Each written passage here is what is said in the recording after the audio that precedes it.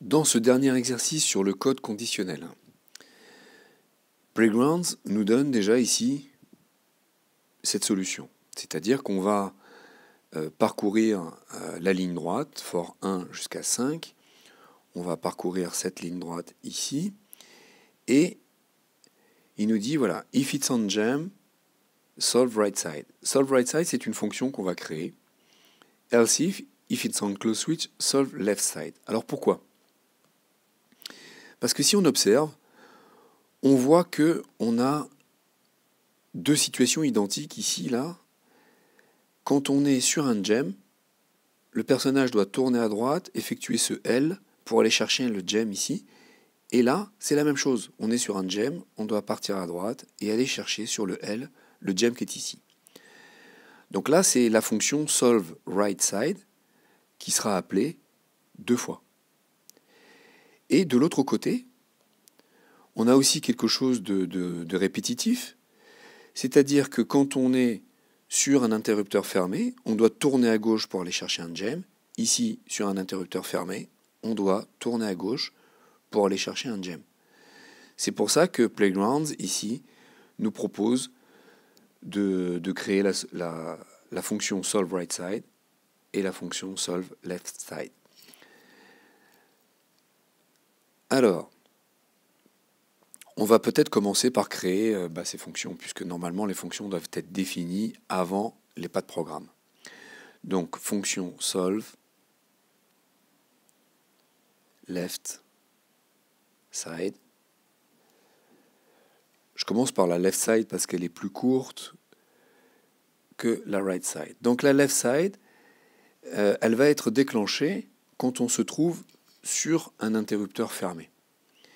La première chose qu'on va faire, c'est on va toggle switch. Donc là, excusez la fausse manip. Donc on va toggle switch. Ensuite, on va tourner à gauche, avancer d'un pas pour collecter le gem. Est-ce que c'est tout ? Ben non. Idéalement, quand on a fait ça, il faut revenir se positionner ici pour continuer d'avancer vers la fin du puzzle. Donc, après avoir collecté le gem, on fait demi-tour, turn left, on avance d'un pas et on tourne à gauche pour se remettre dans le sens de la marche. Maintenant, on va créer la fonction right side. Fonction solve right side. La fonction right side, elle va être appelée lorsqu'on se trouvera sur cette case ou sur cette case, c'est-à-dire sur un gem. Donc la première des choses à faire, c'est de collect gem. Collect gem, puis on tourne à droite pour aller chercher. Alors, on tourne à droite pour aller chercher le gem. Donc on a combien de cases à parcourir ? 1, 2, 3. On a 3 cases à parcourir. Donc on exécute move forward une fois, 2 fois, 3 fois. Ensuite, il faut tourner à gauche,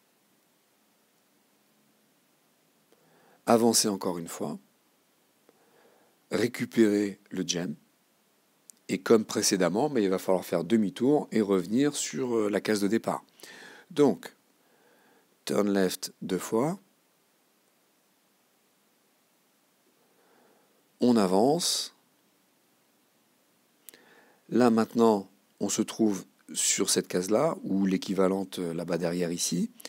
Donc là, il nous reste à tourner à droite, avancer à nouveau 2-3 cases pour revenir sur la rangée principale. 1, 2,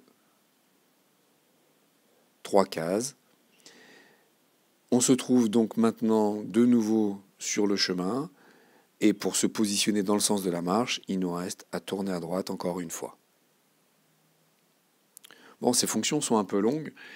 Et justement, pour éviter d'avoir à les répéter, on a créé la fonction pour ne pas avoir à reprogrammer une deuxième fois toute cette ligne de programme, puisqu'on a 2 fois à l'exécuter. Maintenant, écoutez, on va s'inspirer de ce que Playgrounds nous a donné ici. For 1 to 5. Alors pourquoi 5 ? 1, 2, 3, 4, 5. De 1 jusqu'à 5.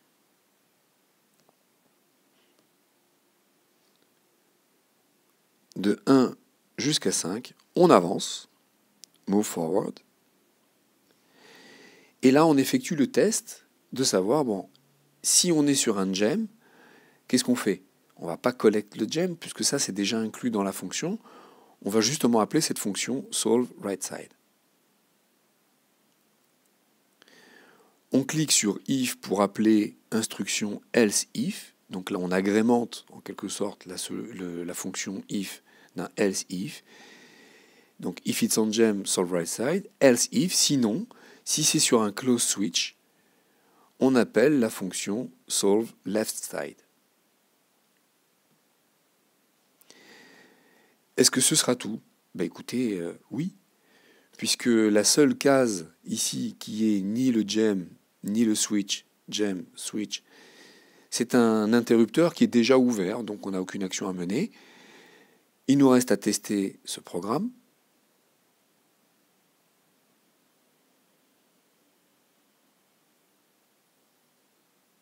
Donc solve right side a été appelé. On revient sur la rangée principale, on rencontre l'interrupteur qui nous fait appeler la solve left side, et on recommence ici avec la fonction droite et la fonction gauche, et c'est terminé. Il est content. Et nous aussi. Et on se donne rendez-vous pour la prochaine vidéo. On va aborder les opérateurs logiques.